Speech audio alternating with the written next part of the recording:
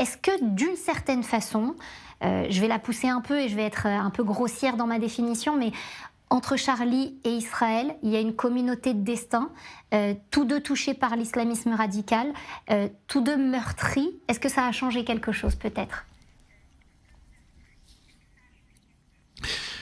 Écoutez, je ne vais pas raconter ma vie parce que ça n'a aucun intérêt, mais dans la charte de Charlie Hebdo que nous avons fait rédiger, que nous avons rédigé ensemble, Cabu, Cabana et moi, il y a que s'il y avait des propos antisémites dans Charlie Hebdo, c'était en 92, hein, on ne pouvait plus utiliser le titre. Mm-hmm.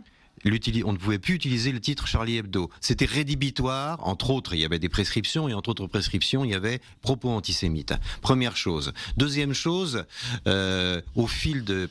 J'ai été à la tête de Charlie pendant 17 ans. Pendant 17 ans, j'ai fait des éditos pour défendre l'existence de l'État d'Israël et le droit d'Israël de se défendre. Alors je vous dis pas que dans la rédaction il n'y avait pas des débats très houleux parfois sur mes éditos, mais en général la majorité, enfin les gens ça étaient d'accord avec moi, enfin bon, ou même s'ils me critiquaient, enfin, disons de toute façon, il y a toujours eu cette ligne à Charlie Hebdo tant que j'ai été à la tête de Charlie Hebdo. Ensuite, je pense que les gens qui aujourd'hui dirigent Charlie, notamment Riss, est quelqu'un de totalement irréprochable. Il a toujours eu la même ligne en quelque sorte. Et oui, il y a une communauté de destin parce que nous sommes, si vous voulez, une incarnation, enfin Charlie Hebdo est l'incarnation d'un certain rire, nécessaire à la civilisation européenne. Elle ne peut pas fonctionner sans. Or, cette civilisation européenne, qu'est-ce que c'est c'est une hybridation, si vous voulez, de la pensée grecque et de la pensée juive. C'est ça qui fabrique de l'Europe. D'ailleurs, Israël, si Israël est si menacé depuis toujours, c'est que c'est un morceau d'Europe au Moyen-Orient. Et dans ce que ça a de plus passionnant politiquement et d'humainement de plus acceptable. Et donc, c'est une charge contre l'esprit européen. C'est quelque chose qu'on a toujours défendu. Nous, on se référait à l'esprit des Lumières. Je pense que cette menace qui pèse sur Israël, cette menace qui a pesé sur Charlie Hebdo et qui a tué la moitié de sa rédaction, c'est toujours la même histoire. Parce que en tuant des Juifs, on tue de l'Europe, on tue la France, on tue ce qui constitue ce que l'Europe a eu de plus beau, c'est-à-dire une civilisation issue d'une pensée difficile, d'une pensée complexe, qui permet aux gens de vivre libres et d'être maîtres de leur destin.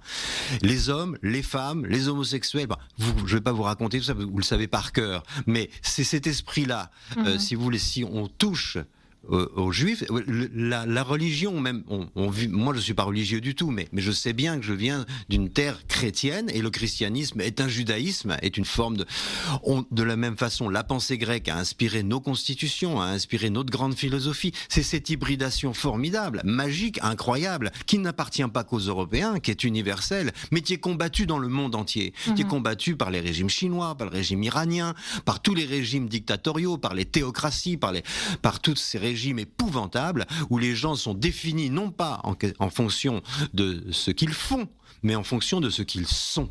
Et en fonction de ce qu'ils sont, ils sont ou condamnés, mis au banc ou tolérés. Voyez. Donc ça échappe, si vous voulez. Le problème d'Israël, si ça n'était qu'un conflit territorial, Israël, ça serait réglé depuis longtemps. S'il n'y avait pas une part extrême, une partie extrémiste dans le monde arabe ou dans le monde musulman, qui rappelle toujours que la question c'est pas tant territorial, qu'on ne veut pas de juifs ici. La question serait peut-être réglée depuis longtemps. Mais il y a ce jugement porté sur des gens en fonction de ce qu'ils sont et non pas en fonction de ce qu'ils font. C'est pratiquement, finalement, en gros, si vous voulez, l'honneur de la civilisation européenne d'avoir normalement aboli ça. Et c'est pour ça qu'elle est détestée par les barbares. C'est pour ça qu'elle est détestée par les terroristes, par les intégristes, par les... Voilà. Philippe Val, est-ce qu'après toutes ces années, toutes ces décennies d'analyse de la société dans son ensemble, de l'homme, d'une certaine façon, avec un grand H, vous continuez à être optimiste sur le fait de se dire que les Lumières gagneront toujours sur l'obscurité, sur les obscurantismes?